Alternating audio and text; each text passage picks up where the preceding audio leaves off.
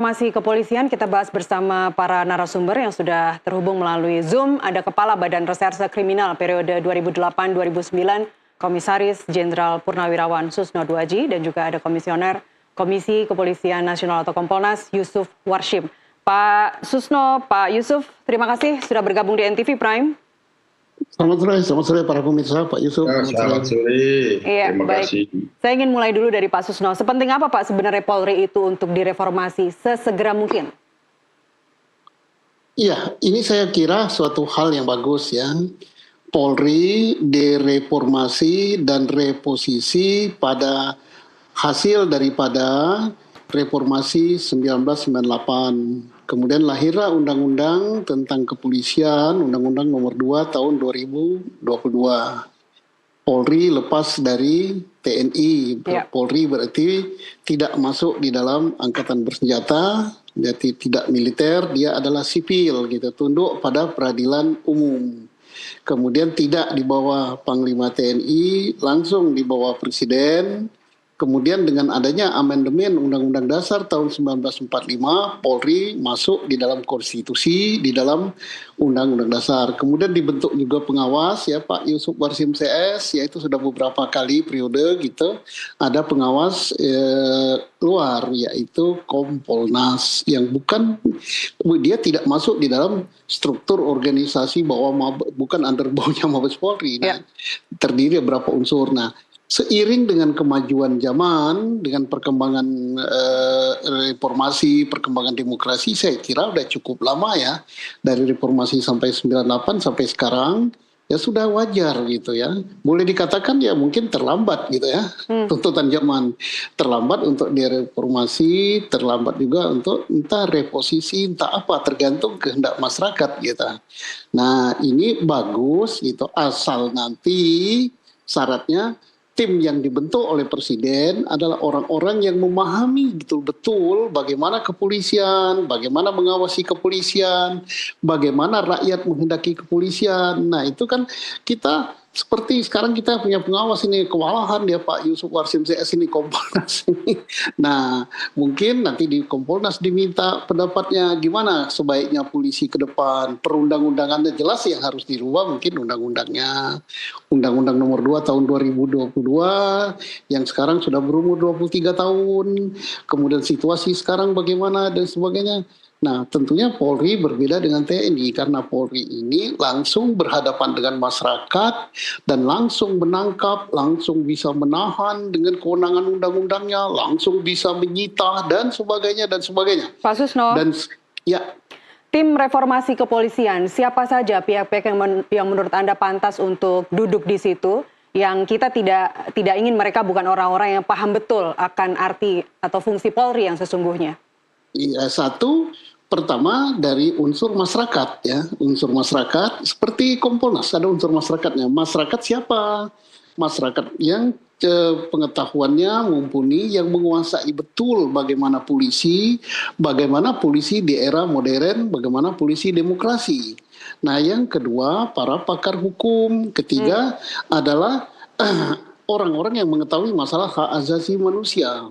Kemudian yang berikut orang-orang yang paham dengan tugas-tugas kepolisian, mungkin diambil dari unsur kepolisian harus ada. Dan tidak salah juga kalau diambil misalnya dari unsur Kompolnas, baik Kompolnas yang sekarang ataupun Kompolnas yang dulu gitu, supaya tahu gitu bagaimana apa hasil pengawasan mereka terhadap jalannya kepolisian ini. Jadi bagus, kita sambut bagus apa idenya Pak Presiden. Jadi walaupun terlambat ya bagus. Jadi lebih bagus terlambat daripada tidak ya. Lebih baik terlambat daripada tidak sama sekali, dan semoga seperti Pak Nasaruddin Umar bilang ini gayung bersambut. Semoga tidak hanya jargon saja. Sebelum saya ke Pak Yusuf, kita akan tampilkan grafis berikut ini. Kalau tadi Pak Susno menyebut bahwa siapa saja yang berhak atau pantas duduk sebagai tim reformasi kepolisian, mereka adalah dari akademisi misalnya, kemudian juga ada tokoh agama. Kita sambil melihat ini adalah tokoh Gerakan Nurani Bangsa yang kemarin bertemu dengan Presiden Prabowo Subianto dan berbincang selama 3 jam. Tentu kita tidak mengkritisi 3 jam itu dan kita mengharapkan 3 jam itu isinya daging semua Pak Susno. Apakah Apakah Anda melihat nama-nama yang tertera di grafis saat ini yang ditampilkan adalah orang-orang yang tepat untuk menduduki sebagai tim reformasi kepolisian?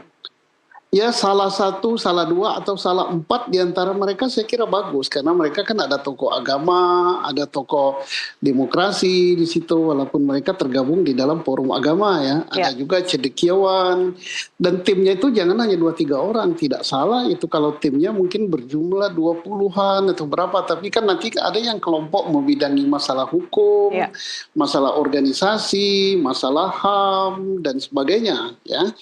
Itu perlu orang-orang yang memahami betul tentang dunia kepolisian. Nah, mantan-mantan Kompolnas atau yang sedang berada di Kompolnas, walaupun dia bukan Polri, dia lebih memahami ya, karena mereka melihatnya dari luar.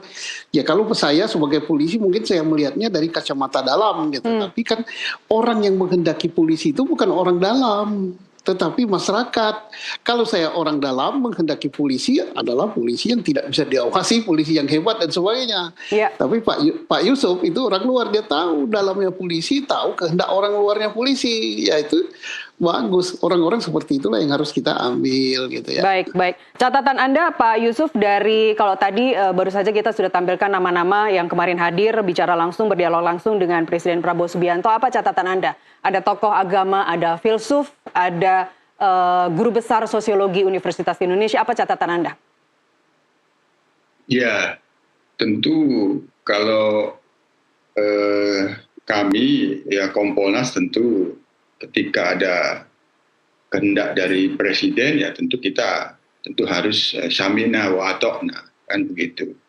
Apa yang dilakukan oleh tokoh-tokoh yang tergabung di dalam Gerakan Nurani Bangsa itu adalah sebuah aspirasi yang disampaikan kepada Presiden.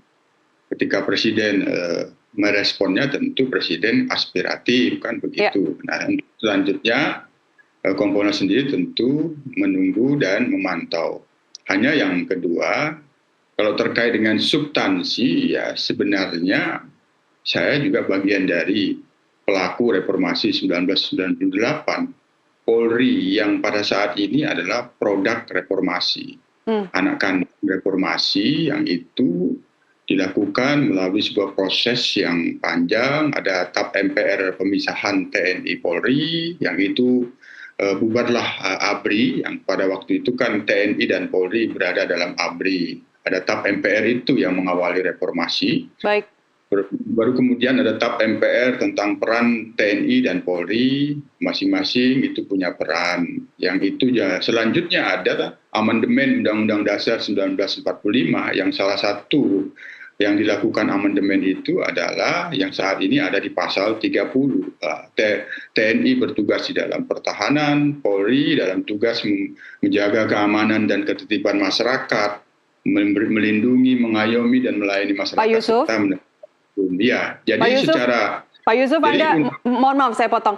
Pak Yusuf, Anda ingin mengatakan bahwa Polri pasca reformasi sudah jauh lebih baik. Dulu bagian dari ABRI, namun kemudian berubah menjadi lembaga sipil yang mandiri. Dulu adalah stabilitas politik, namun pasca Orba berubah jadi penjaga kehidupan. Anda mau mengatakan bahwa Polri saat ini sudah jauh lebih baik dari zaman dulu? Enggak, maksudnya reformasi Polri itu sebenarnya terus berjalan, terus berlangsung.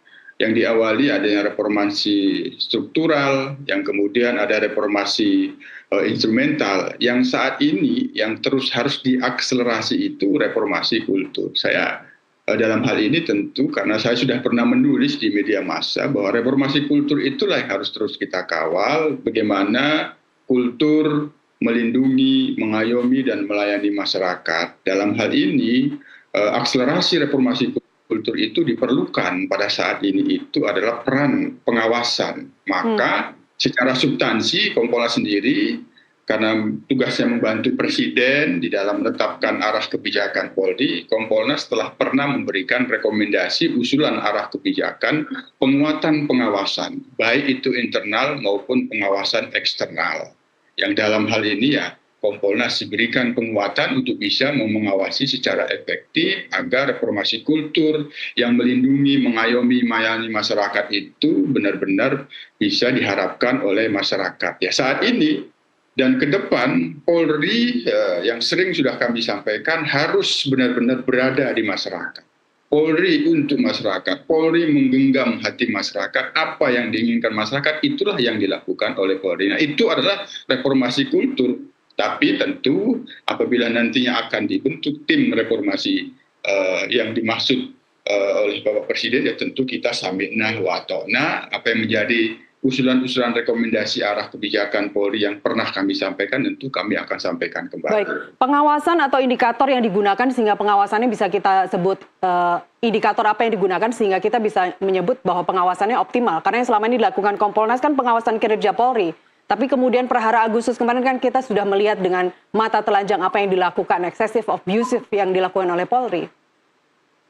Iya, terkait dengan apa yang disebut pengawasan itu sebenarnya sudah banyak masukan publik, ya, sudah banyak masukan publik yang itu kemarin waktu Kompolnas periode lalu bersama tim yang disebut namanya tim reformasi hukum, tim percepatan reformasi hukum yang itu bersama Pak Mahfud MD, yang diantara tokoh-tokoh yang ada di dalamnya juga ada dari tokoh Gerakan Nurani Bangsa itu. Nah, di dalam tim reformasi hukum itu ada di dalamnya juga disebut terkait dengan hal-hal yang hal-hal apa saja yang harus dilakukan perubahan di dalam Polri. Ya, salah satunya juga Kompolnas menjadi bagian dari hal yang dimaksud dilakukan perubahan. Nah, itu juga bagian dari substansi-substansi barangkali yang itu bisa dijadikan substansi di dalam reformasi kepolisian yang kemarin itu juga cukup bagus. Itu ada namanya tim reformasi percepatan hukum. Itu dokumennya ada dan sudah pernah disampaikan kepada Presiden, hanya tentu Presiden sebelumnya. Tentu nanti apabila diperlukan ini kita akan buka kembali karena sesungguhnya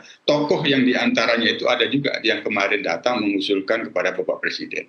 Baik. Rasanya, saya ke Pak Susno, rasanya semangat kita sudah sama Pak Susno bahwa perlu dilakukan reformasi di tubuh Polri. Tapi kalau saya kembali tadi mengutip apa yang disampaikan oleh Pak Yusuf Washim bahwa terkait dengan pengawasan ketika ada penyimpangan, memang sudah ada pengawasan meskipun itu sifatnya ex officio begitu. Tapi kan sifatnya hanya seperti konsultatif ya, tidak ada daya paksa. Apa saran Anda Pak Susno? Iya, saya sependapat ya. Yang harus dibenahi ya memang banyak. Tetapi yang paling mendasar, pertama culture, budaya, perilaku, itu yang nomor satu. Kemudian supaya itu tegak, tentunya harus ada pengawasan.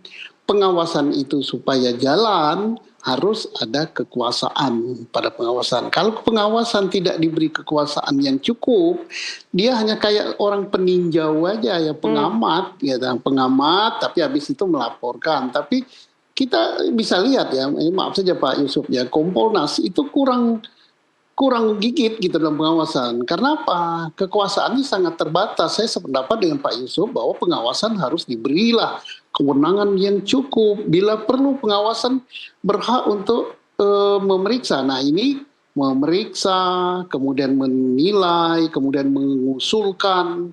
Dan bila perlu untuk langsung yang lebih keras lagi bahwa misalnya kepala kepolisian daerah yang ini tidak wajar untuk meneruskan, atau pimpinan badan reserse atau direktur reserse Polda ini telah melakukan perbuatan-perbuatan yang melanggar culture, melanggar perilaku sehingga dia harus di-out-kan. Nah, baru pengawasan itu berfungsi dan tidak cukup diawasi hanya berapa Pak Yusuf sekarang? 5 orang ya, 5 orang berada di Jakarta. Mengapa? Kita kalau ingin memperbaiki polisi yang bagus sesuai kehendak masyarakat, ya kita harus ada Kompolda gitu yang bawa koordinasi Kompolnas, Kompolda atau Kompolres gitu di bawah resort gitu ya. Sehingga Pak Yusuf ini tidak kewalahan, bayangkan dia lagi ngawasi terjadi di Jakarta, tahu-tahu besok ada di Papua, lusanya ada di Kalimantan.